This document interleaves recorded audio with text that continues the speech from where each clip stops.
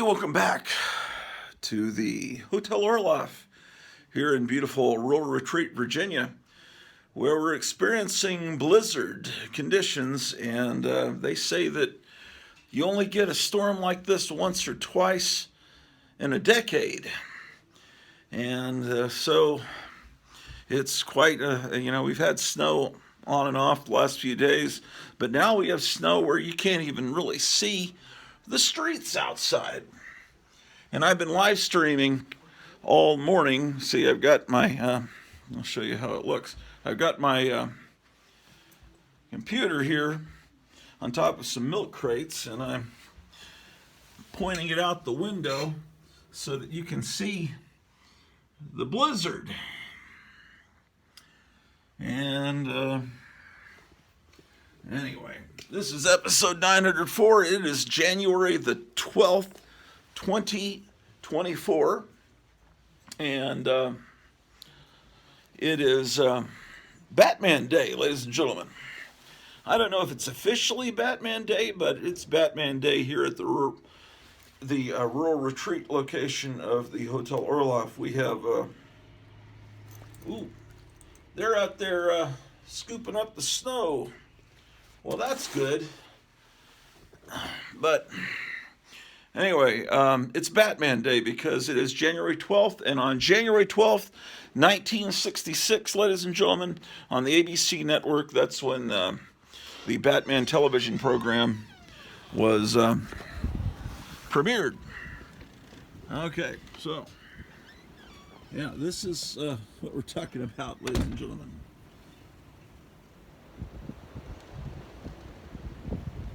So, and the stairs, I tried shoveling them, but it's not working too well, man. So,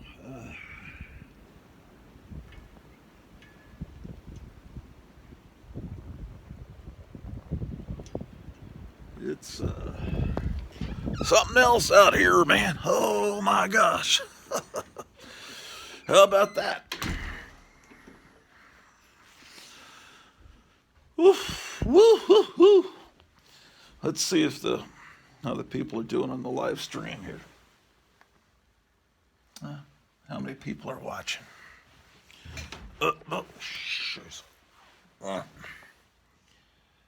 We got 7 people watching. Okay. That is, they said the winds were going to pick up today, and I don't really see how I can get the car out down the driveway because I can't see the driveway. I'd wind up hitting the rock retaining wall, not knowing that it's there, because this snow is up 3 feet, man.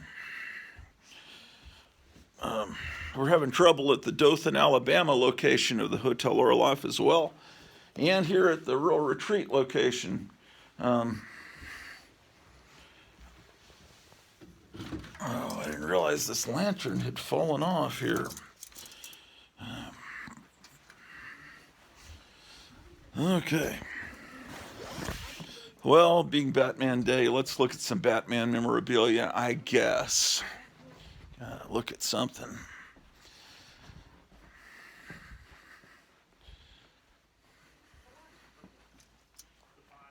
Oh, yeah. Okay.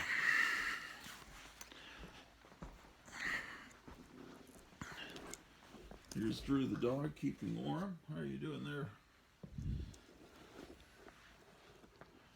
We're having Wi-Fi problems with our what is going on, ladies and gentlemen?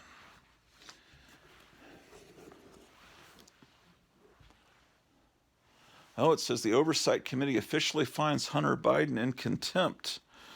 Boy, now he's really in trouble. Oh, it started working again. We're having Wi-Fi issues here. Look, it's spinning.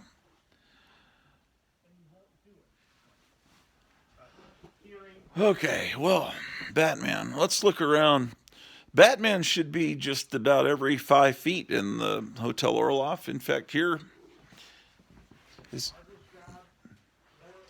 the Batman model kit that was painted at the Aurora factory. Oh man, it sounds like that's kicking out.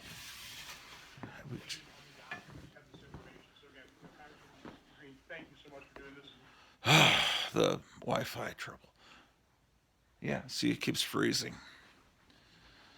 This is really annoying. Thank you. Got the concept. Let's just say this shows up in the heart, shows up in the Okay, so here's a Batman lamp. Where else is there Batman in here?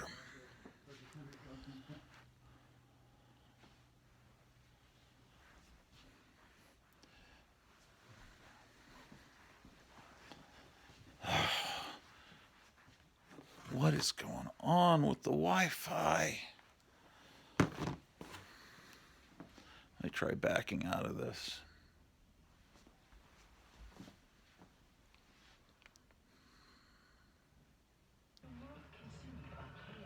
Ron DeSantis is another disaster.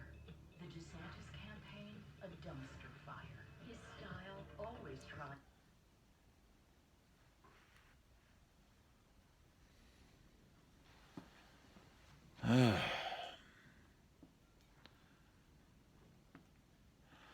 Now we're getting just a black screen. Is it weather related, or is it the evil ones trying to prevent us from seeing Marjorie Taylor Greene? Seriously, the snow is something else, ladies and gentlemen.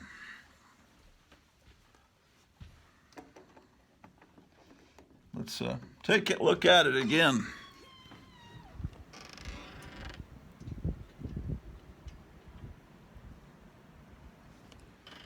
Oh well.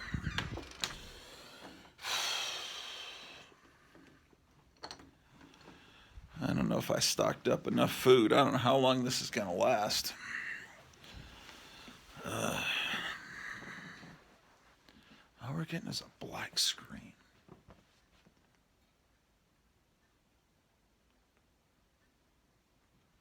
blue or your white blood cells, your lymphocytes, you don't Oh, I guess the thing ended. heart disease, Oh well. a known heart attack, a known Let's watch the live stream here on.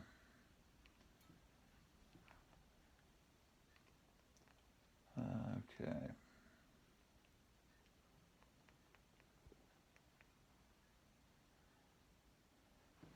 See, look. Oh, and also of great significance, historic moment. The Garage Orloff channel has reached 666 subscribers, which is an evil number, and then here's the live stream covering the blizzard.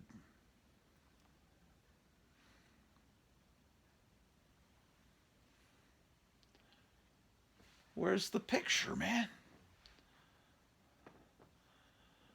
Oh, there we go.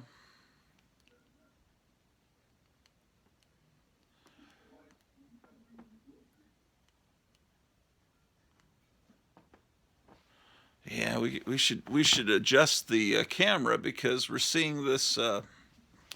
It's not a. Got to adjust the.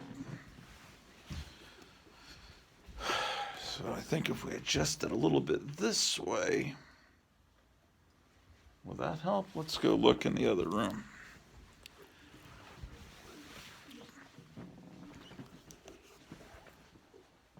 I think it's on a slight delay, possibly. Just a little bit this way. No, let's go look in the other. Oh yeah, that looks quite outstanding now. Okay, let's go into another room to look at Batman stuff, and maybe we'll look at some Batman comics. And earlier, Gary Davis was a guest on the live stream, and he had a couple of these Planet of the Apes puzzles, and this is one from my childhood that I have. I don't think I ever put this together as a kid, but it looks like this, right? Then the other night, Spinnerack Studios we were talking about breaking comics out of their CGC shell, and this is the only CGC comic I have. And the question was, is it one of the older slabs? And I have no idea. You guys are experts, so you could probably tell me, is this the old style slab? I was wanting to just hit it with a hammer, like right about here. And I thought maybe I could just jailbreak this comic. It is Frankenstein, January 1954, number 28, in 5.0 condition. Anyway, I bought it because I love Frankenstein. I love Dick Briefer's Frankenstein. I love that Frankenstein logo that was pretty much reused, borrowed by Calvin Beck for Castle of Frankenstein magazine in the 60s. And everything about that I love. And I also was able to help out a homeless man so that he could have a meal or two by buying that. I think I bought it for maybe $50 and helped this guy out because there was a guy that was a comic book collector that was down and out, living in his car, and he had a few collectibles, and I bought more than a few things from him. And that was back in the old country. Anyway, so if you have advice on how to smash that thing out, maybe that would be a good. I'm a little nervous about it. I don't really need. Yeah. I don't know. It's almost like a curiosity that I own a slabbed comic when all I do is rant about how much I hate CGC and slabbing comics. It's kind of funny that I can say I actually own a slabbed comic. But I'm really debating about just breaking that thing out. And I would have already done it, except I'll show you why.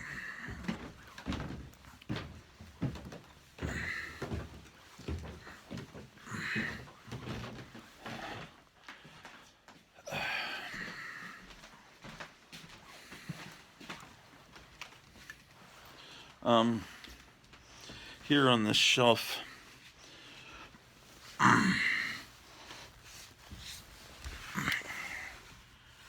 down here,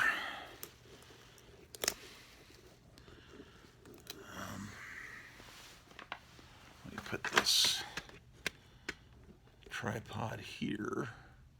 Ah, good. Whoa, that's not good. I need a new tripod, man. Need a new tripod. Yeah, my show is starting to be really awful because I don't have any way to stabilize my camera.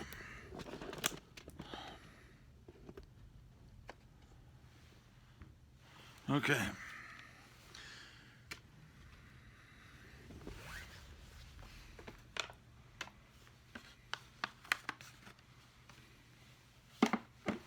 Okay, I have a bunch of these PS art books and I don't even remember which ones I have.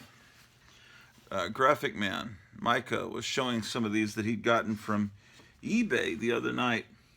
I don't remember which ones I even have. I have Worlds of Fear. These are great because you can't, normal people can't afford these books. We need more light. The people that buy the real books are, I don't know, they've got money, but I don't have money. So these are the books that are contained in here. And the great thing about it is it's a really great reproduction, but it also gives you, they print everything, including the ads. And some of these, they'll print the comic pages on paper that looks and feels like comic book paper, and then there's the back page ad, and then there's the cover for the next issue. And to me, this is the ideal format, not omnibus editions, because those are too heavy. See, there's Worlds of Fear, the next issue, and this is like having a bound set of comic books, and they're complete with everything. And there's the inside cover ad. It is very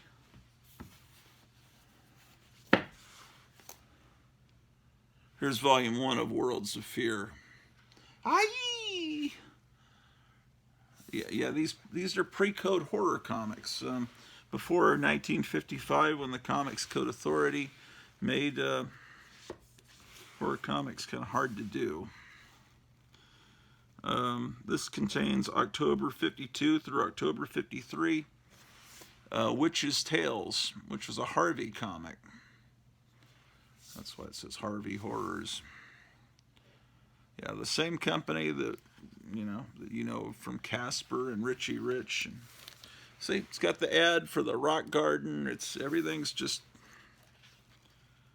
man, this is what I should be doing right now. Well, you can't do anything because you're snowed in. I should be reading these books. And then you can get them even cheaper, these soft cover editions. It's the same stuff inside. Look at that great ad. And I've got a lot of these that I would get at Half Price Books as a chain through part of the United States. It started in Dallas, Texas. I was in the original store that opened. It was quite an interesting, just maze of rooms. A very old store, probably opened in 1972, maybe. But it's expanded throughout, in fact, the country. There's one about 50 minutes away from me, but that might as well be on the other side of the country. I can't even get out of my driveway.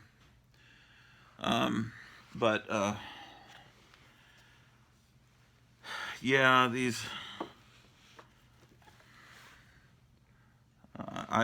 What is the?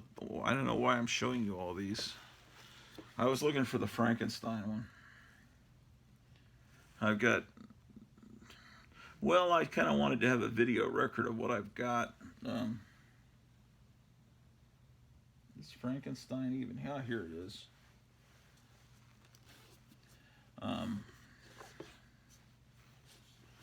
I think this is the one that has that issue in it. Maybe not.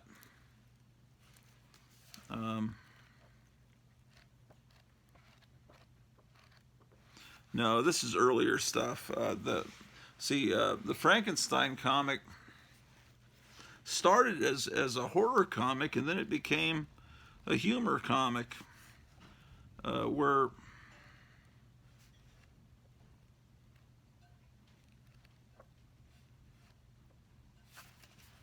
Frankenstein's nose is like up over his eyes and everything. Hold on. Where is that Frankenstein? Anyway, one of these books, it has that Frankenstein that I have in the slab, is reproduced in one of these books, and it has all the ads and everything. But I want that comic freed. But I don't want to damage the book breaking it out of the slab. Where is it, man?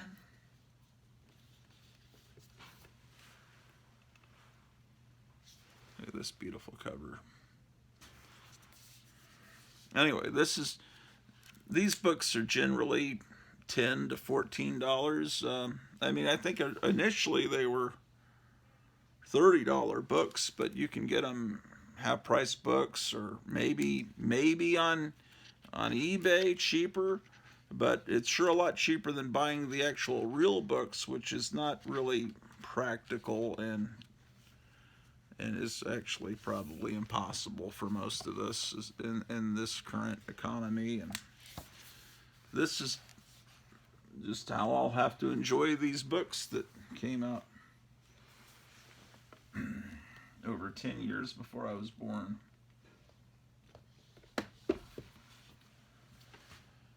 What else is there to see here of interest to you? Oh, here's a German. I've got it on a bookshelf because it's kind of like a book, but it's German reprints of American comics. They've redone a cover. That's what they would do. But inside, it's reprints from Tales to Astonish. Anyway, it's kind of neat. There's Tales, the Tomb of Dracula, and Green Lantern. I mean, it's Green Lantern with they mix Marvel and DC together. There's a Spider-Man when Gwen Stacy was still around. It's yeah, it's kind of cool to have Marvel, DC just crammed together in a. It's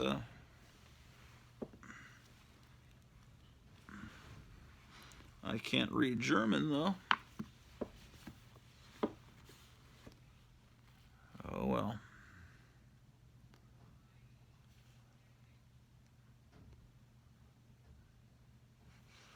Oh boy.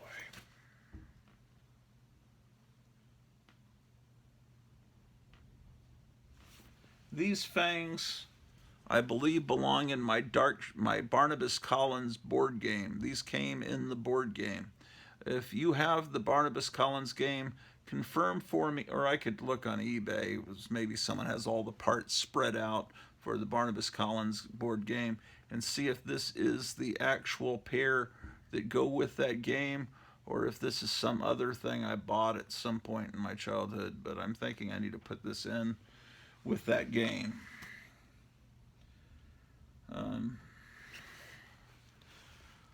Yeah, how about that? Well, so I'm not seeing the Frankenstein book. Oh, no, that's not it. Out of the Night, Planet Comics, Skeleton Hand, Starling Terror. Okay, so I must have that Frankenstein book somewhere else. I wonder if I have some of these PS Art books in the other room. Let's take a look. Now, we still have to look at Batman collectibles since it's Batman Day. Okay.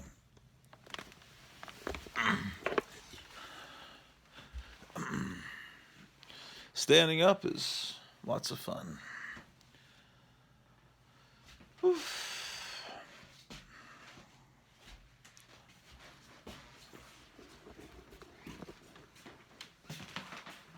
Let's look in here.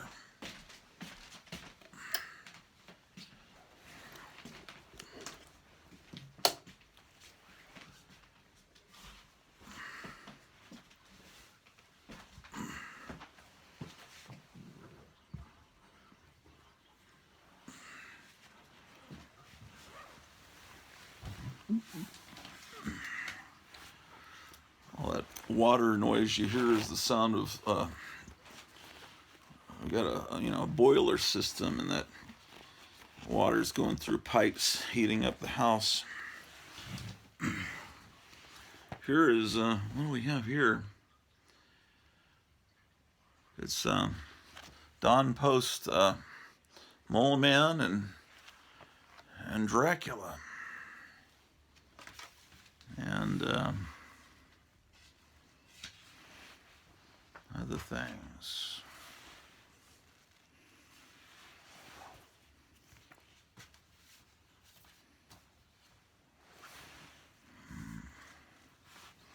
Interesting. Very interesting. Okay. We're trying to find a Frankenstein book. Oh, There's a PS Art book. So it's possible the Frankenstein book could be in here. This is Captain Science. I've got to figure out how I organize this stuff. Oh, I've got a Captain Midnight book. That's great. I was just thinking I wish I had some Captain Midnight stuff, because that's a comic my dad actually read when he was a little boy. Oh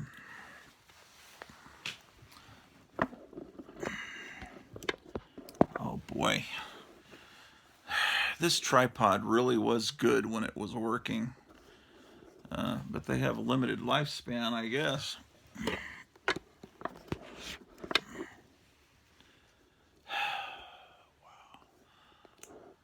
Wow, wow, wow, wow. I'll just put you guys down here, maybe. How about that? No, that won't.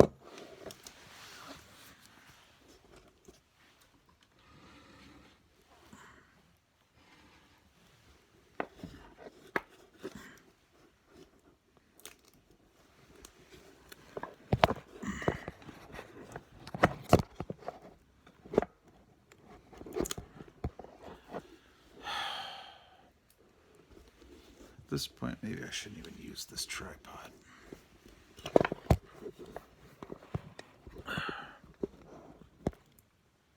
Okay. You're now sitting on a bookshelf. Okay, Captain Science.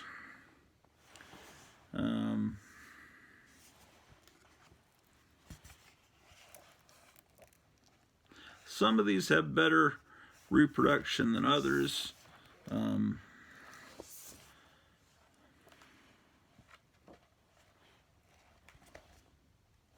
It's just, these are books that you never would have been able to read if it wasn't for these comic book fans that became comic book professionals and made a lot of money, like Roy Thomas, and then they, in their retirement, formed companies to reprint these comics. They really are doing, I think, great work. And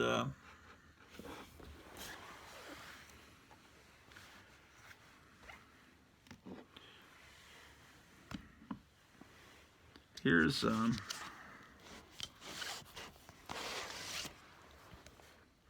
book about Plastic Man. It's and Jack Cole, who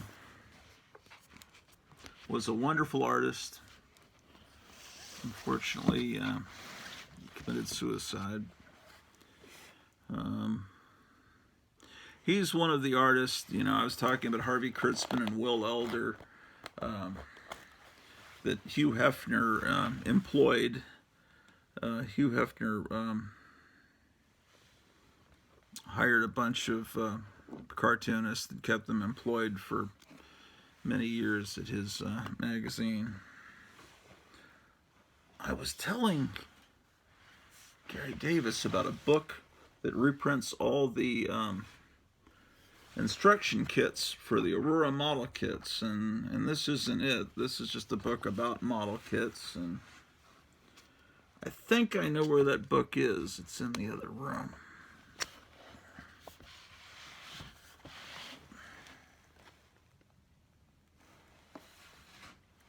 Okay, Batman.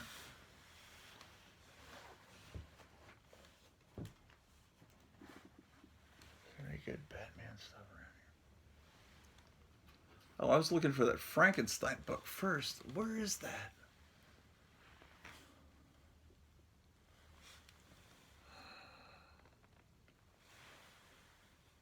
What? This is crazy. Look at this. Do you see this book here? This Ramona Fradon book?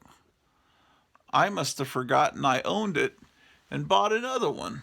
So I have 2 copies of that Ramona Fradon book. I think I got one. I got one from Gotham City Comics just a few months ago, and I guess I forgot that I already owned the book. That's very typical of me. That's Here's some books about Erie publications. There's The Weird World of Erie Publications. There's The Weird Indexes of Erie Publications. Erie Publications, the complete covers. This one's The Worst of Erie. There's Dick Briefer's Frankenstein, but that's not the one I'm talking about. It's one of the smaller ones.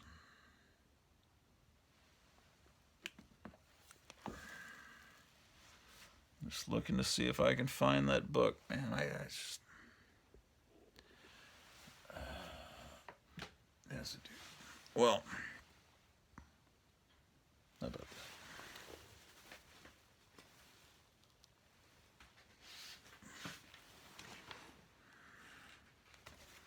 So how are you guys doing? How are you enjoying the snow?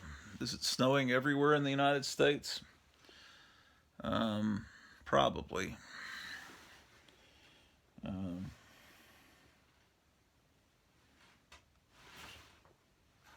Batman. Yeah, Batman came out in January of... it was premiered in January of '66, and it was it changed American culture quite a bit.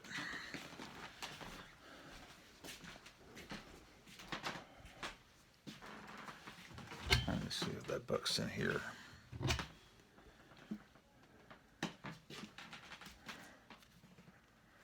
There's a Flash Gordon joins the Power Men.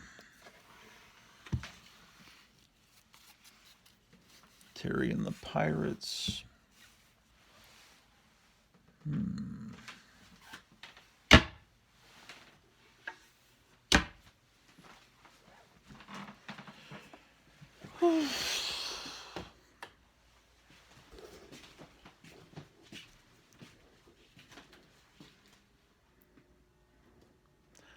I have to admit, I don't know where anything is really.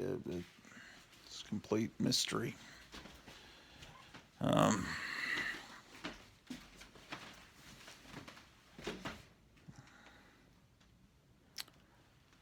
Oh, I found the two books I was talking about.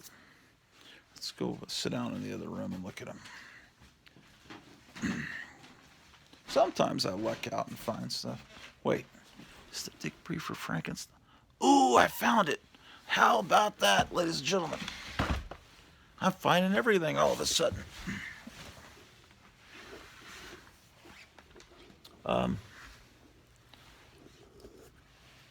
Okay, this Frankenstein's just out of order here. See, here, there's 3, 5, 7, and 8.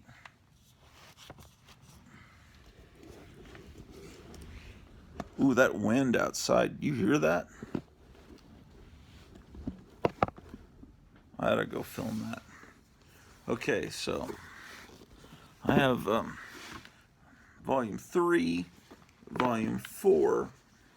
I believe that the one that I have in that slab is the one that they show on the cover of the book that I think we're just about to find.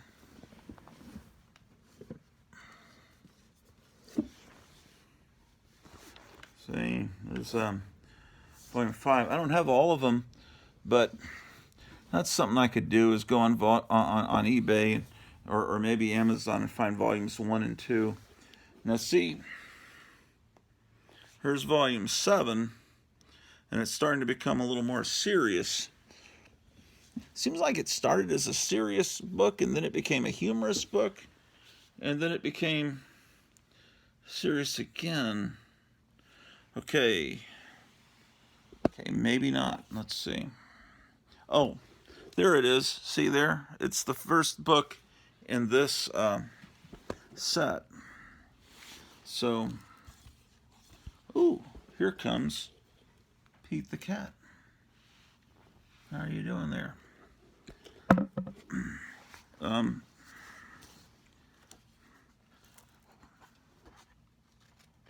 This is the last book of the series.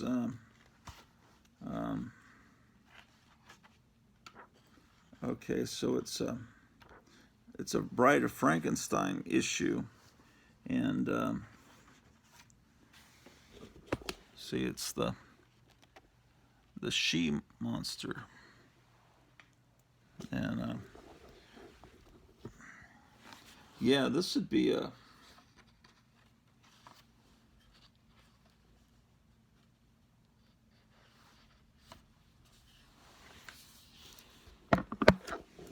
This is the book that's slabbed downstairs.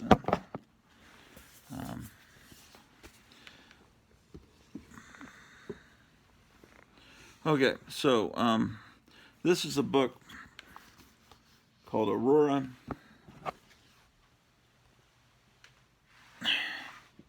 History and Price Guide.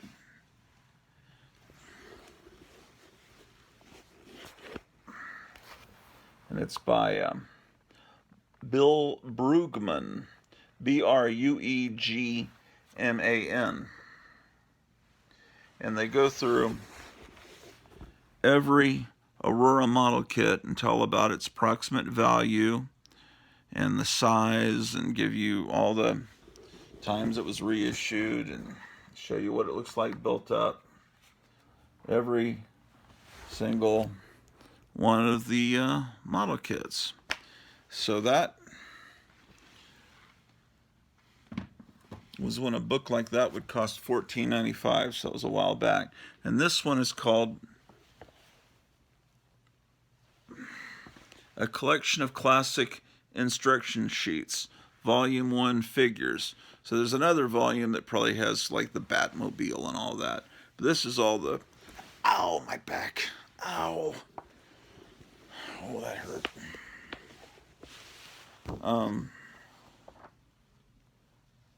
Like here's the instruction sheet to build Jimmy Brown, and yeah, they reprint all the. This is for U.S. Sailor.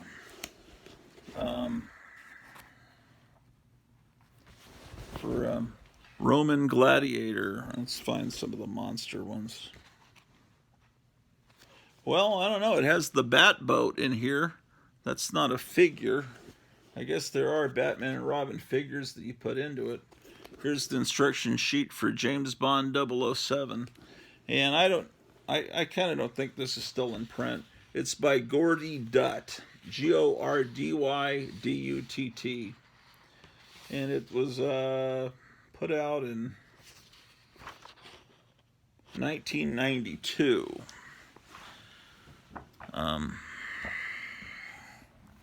1992, it was very hard to get a lot of those Aurora model kits, but like the Bride of Frankenstein was it was a very, very expensive kit. The reason is Aurora models, model kits, they diversified and became a toy company, and it was model kits and toys, and Aurora tried to sell toys. Anyway, they ultimately wound up in financial trouble, and Nabisco bought out Aurora.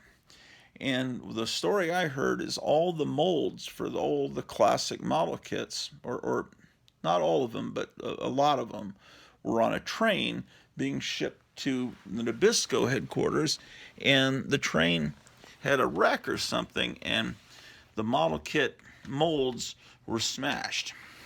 So, in the 90s, there were people that made garage kits where they had a built-up Aurora model kit, and they would cast it in resin and sell you a resin version that you could sand and paint, and it would pretty much, no one would really be able to tell it wasn't the real Aurora kit, but it wasn't made out of plastic styrene.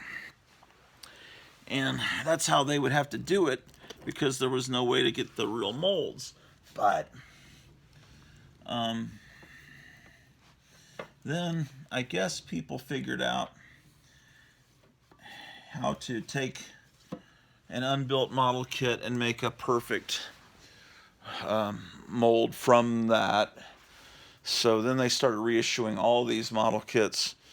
I guess later in the 1990s, that were highly priced, like Bride of Frankenstein and the Addams Family Haunted House, and all these ones that I really wanted, but I knew I could never get. And all the monsters and the hot rods all started coming out, and now they're all easily available, and have been reissued many times by many different companies. There was Polar Lights and Mobius and this and that, different ones. Okay, so I lucked out and found some things. Let's go.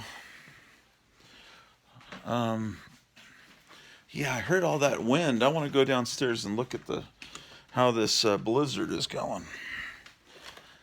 And some more Batman stuff that's downstairs. Oh, let's go in here. There's Batman stuff in here, I'm sure. I have this box that was in the closet.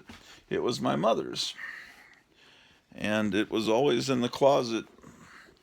And it's from the mid-1970s, just a box of mini pads, right? New Freedom, from probably about 1975. Is there a UPC code on it? Well, there's a UPC code, so it's probably from. There's even a price tag on it. Yeah, well, the UPC code started what in 76, 77. So anyway, so I guess that was the last one that my mom bought before she went through menopause or something. It just stayed in the closet. She didn't need it. It's never opened. And I thought, well, now anything, if it gets old enough, even a box like that becomes kind of interesting looking, because I like the 1970s graphics on it, right? So I have it here. And then I looked on eBay just out of curiosity. Someone's selling that same box in the same condition, unopened, for $175. It doesn't mean they're going to get $175, but it means that it's just interesting. Anyway, there's the Batman game that you could have gotten for Christmas if you were really into the Batman TV show. And there's another significant thing coming up, and that is the fact that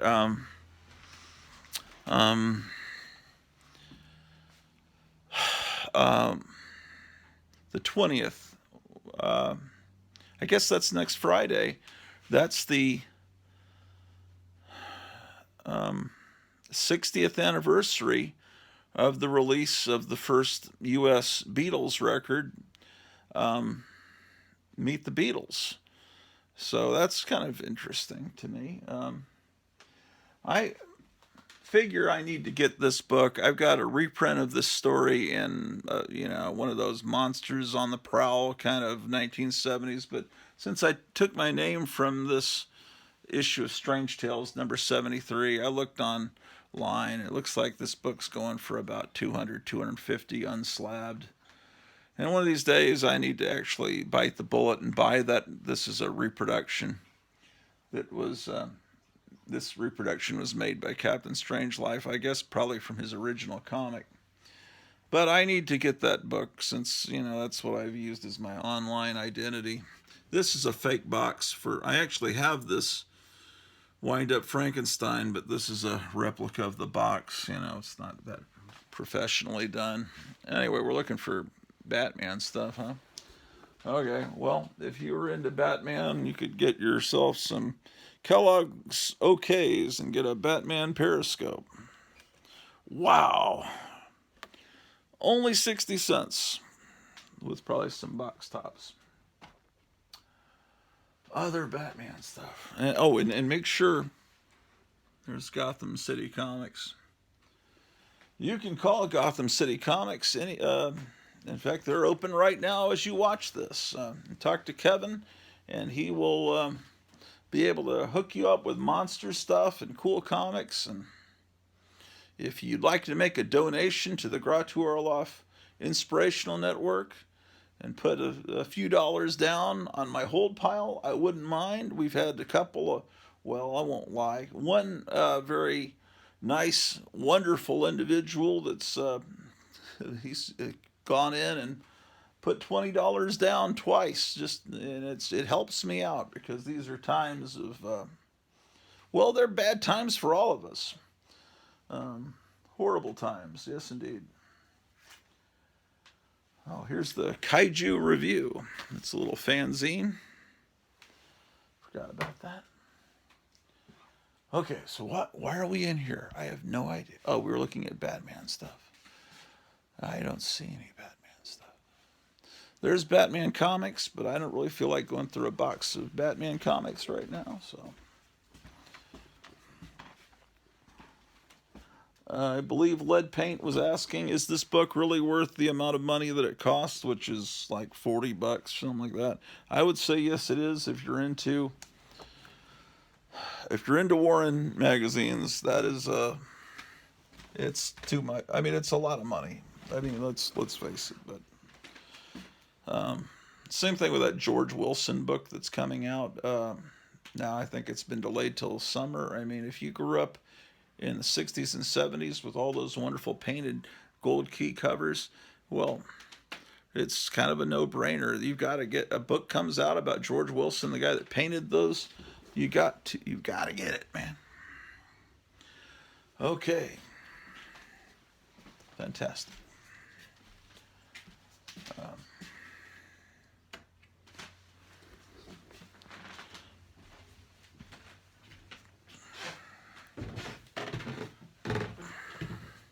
Let's see what's going on with the storm.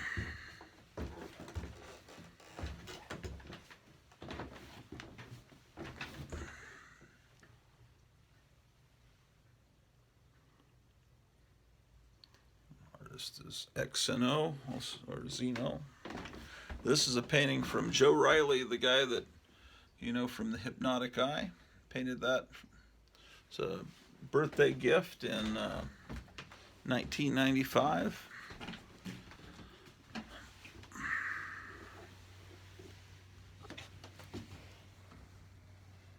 Oh boy.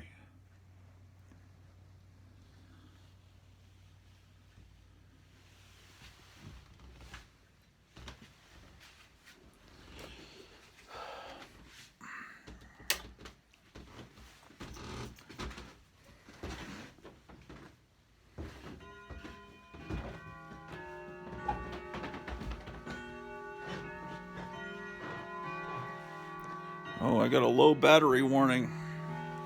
Let's go in here real quick and look at some Batman stuff in honor of, Batman. It was right when color.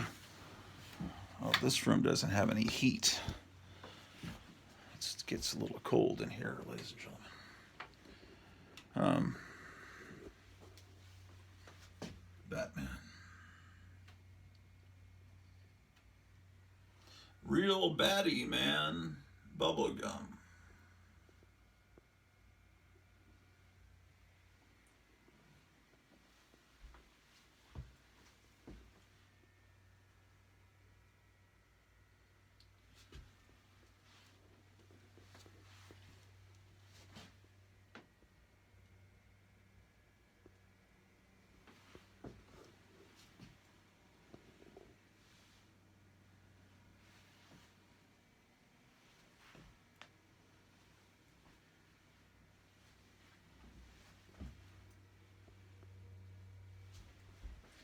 Yeah, I probably need to leave this door open so this room can get a little heat in it. The heating system in this room, the that this it was never reattached apparently by the previous owners. Got a bunch of Batmobiles that need to be dusted.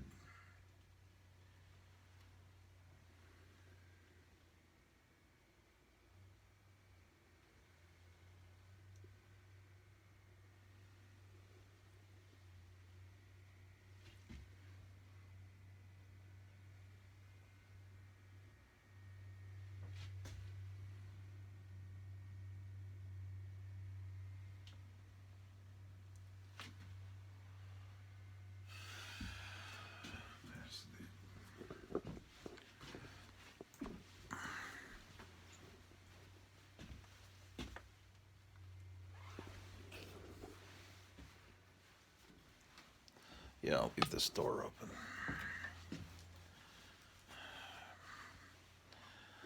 Okay, amazing. Here are the heads to the two Batman puppets I got for my birthday from my Christmas from my grandmother on my dad's side. Um, those Batman puppets in there were bought later to replace those. Um, let's see if the live stream's still going out there. Let's see what it's like. Ah, my back. Ow, God dang it.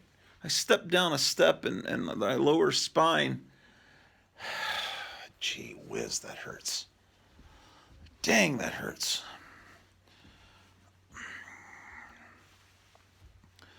Um,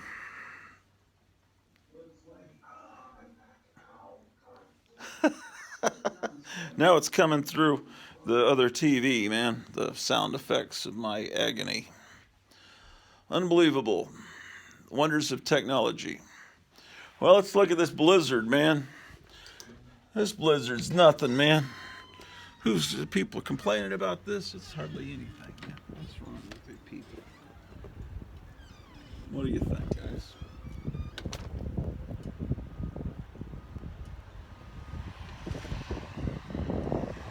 Oh, there's a guy digging out the snow. I don't know. I don't think I can. It's insanity, man. Ah, man, no. No, no, no, no, no. Okay, those of you watching live, I'm just wrapping up a program. Actually, I'm about 52 minutes into it. I probably should be able to go a little bit longer, but I'm getting low on battery. So let's go in this room and.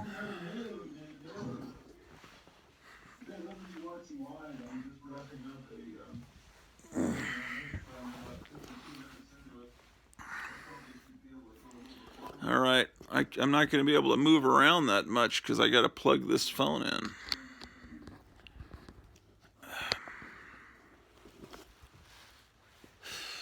So I'll sit here and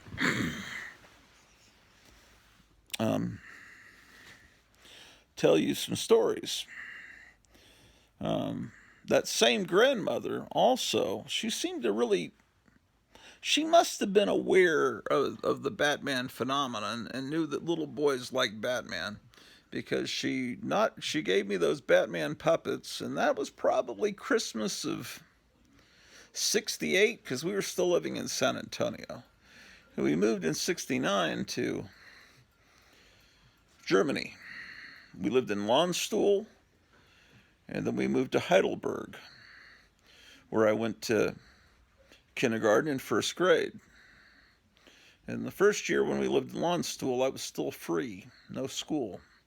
That was the year Sesame Street started, 1969. I was right there. I was 4 when Sesame Street started. I was the target audience.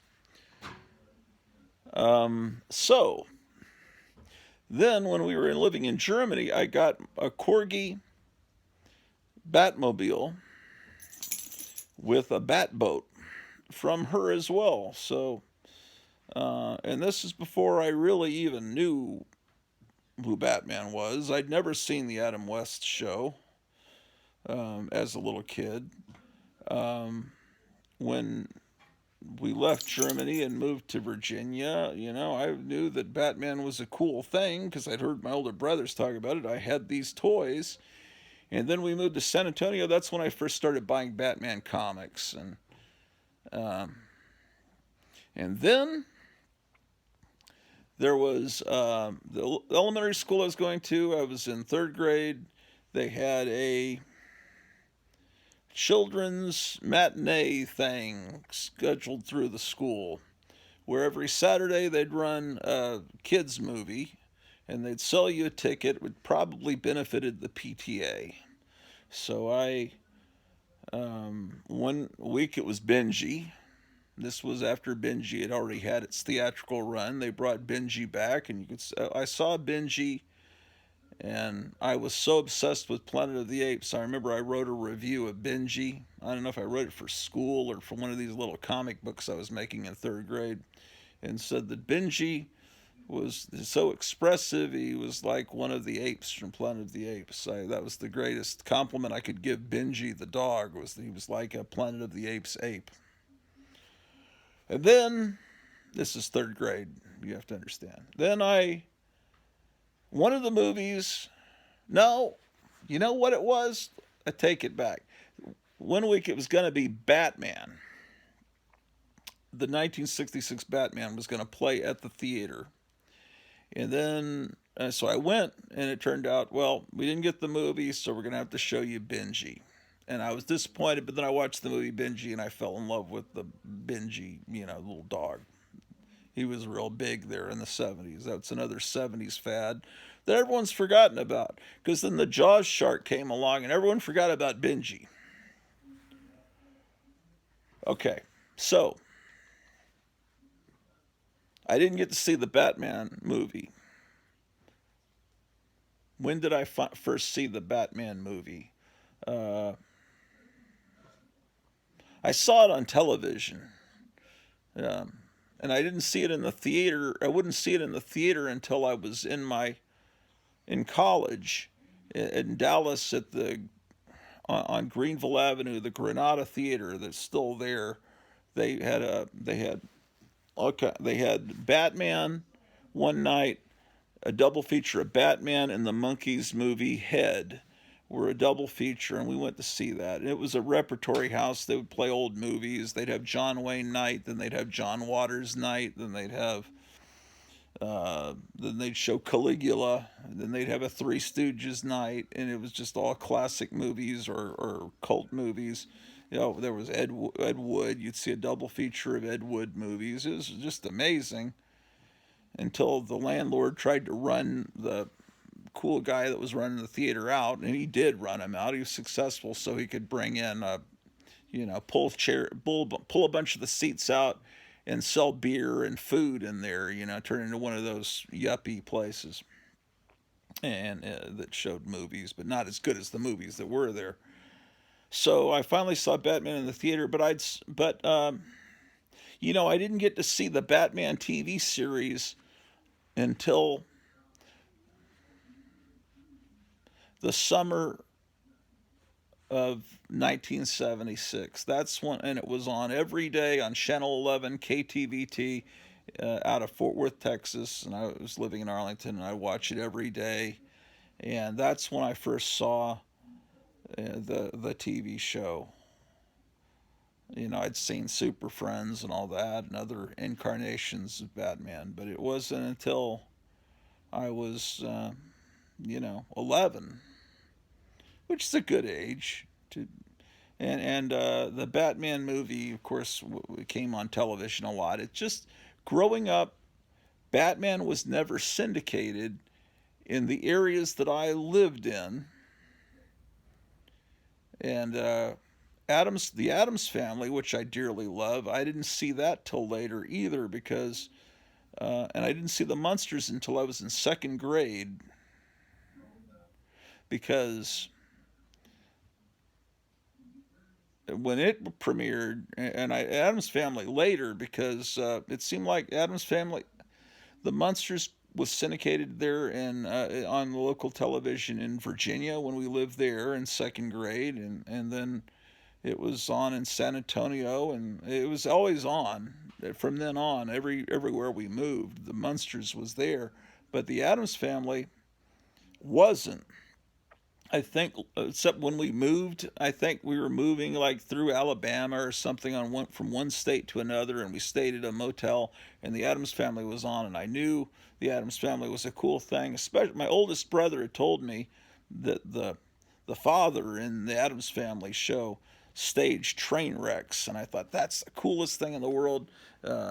Trains, because my oldest brother was into train layouts, and I always had this dream of having trains running around a house, up near the ceiling, going from one room through another through holes cut in the wall. And I always thought that would be the coolest thing. And there's sometimes you go in. There was a restaurant in Arlington, Texas, where the trains would run around the top, and it was a Mexican restaurant, and it was really cool.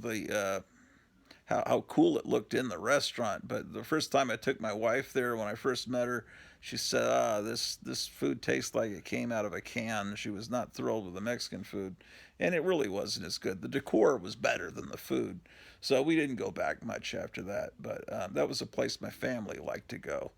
Um, it was called Campo Verde, which Verde. It's there on Pioneer Parkway in Arlington, Texas. I'm sure it's still there. It might be under new ownership now. Maybe the food is better. It's like in Pantego, which is anyway. If you live there, go eat there. Whatever. You can see the trains that I saw. All anyway, whatever. Uh, so Batman, uh, the casting. Burt Ward, Robin was great. Adam West, great. Originally, it was going to be, oh man, shit. It was there was almost someone else cast as Batman, and who was Steve Trevor in the Wonder Woman Linda Carter series, Lyle Wagner. And I've seen his screen test, and he looks really good as Batman. And his suit looked better than the one they gave Adam West. But I think Adam West was perfect. They cast that show well. Some of the main problem with this show is that it's almost like they used the same script every week and just made slight tweaks to it. It was very formulaic, you know. Villain would do something, and then the opening credits. No, the villain would do something. Commissioner Gordon would call Batman. They'd slide down the pole. Opening credits.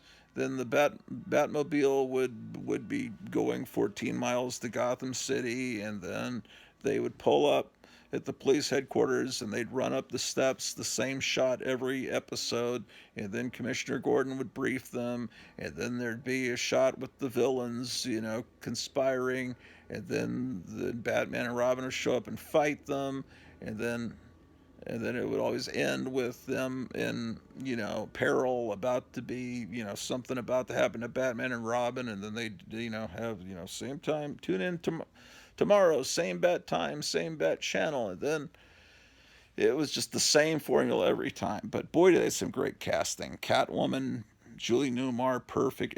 Frank Gorshin, it was great.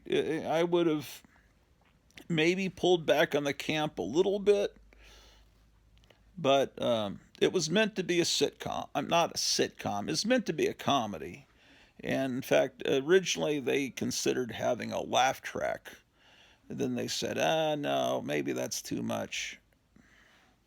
But the reason that the Batman series happened is William Dozier, the producer, was at the Playboy Mansion. And Hugh Hefner and all the girls and celebrities, probably Bill Cosby, Shel Silverstein, whoever was there, Hugh Hefner was a comic book guy, comic art guy. He loved Alex Raymond. He was he filled the back of his magazine with really classic comic artists. He hired Jack Cole to do comics, and Harvey Kurtzman, Bill Elder, others. He appreciated comic art and the medium, and everything that goes along with it. Anyway, he was showing some of the Batman. I think the 1940. 42 maybe. There was a Batman. There were two Batman serials made in the 40s. He was showing one of them, and they were, everyone was really getting into it and laughing at it and cheering and booing the villains. And so William Dozier thought maybe we could make a Batman TV series, because these hipsters are all liking it. And and so that's what they did, and it was a huge success. And a lot of comic fans were really excited about a Batman series coming on. I've heard, stories about young people that have went to and rented hotel rooms or motel rooms where they had color television flashing on the neon signs, so they for the night that Batman premiered, so they could watch Batman in color because they didn't have color TVs, and it's cheaper to just rent a motel room that has a color TV than buy a color television. But so that was, it's weird. I'm hearing my voice echoing back through the TV from the other room. But anyway, so um, it was a big deal, and some people were very disappointed that it was as silly as it was, and but I think overall it was just a great thing that happened in the '60s, and you really, that time period, the Silver Age of comics, or you can call it the LBJ age of comics, the mid '60s area where things were just great, and comics exploded because of the popularity of the Batman TV series. Um, I just, the more you know about a time period, the more that you are kind of an historian and know about that time period and what it was like to be a kid at that time, the more fun it is to read the comics from that time period. If you know about the music that was popular and the movies that were coming out, and what all the other shows, what was popular on television, and this and that, what candy was popular then, what commercials looked like at that time period, whether it be the 1940s for the golden age or the 50s, the more you know about those time periods, the more those comics mean to you when you read them. And it's even really, I only know a few people that go as far as me, is where you actually play the music of the time period while you read the comic. I know Charlton 66 does that. You listen to you're reading a 1940s comic, put on a 1940s radio show, The Shadow or the Green Hornet or something, or some big band music, and simulate what it would have been like to sit on a couch or on your porch and read that comic at that time period.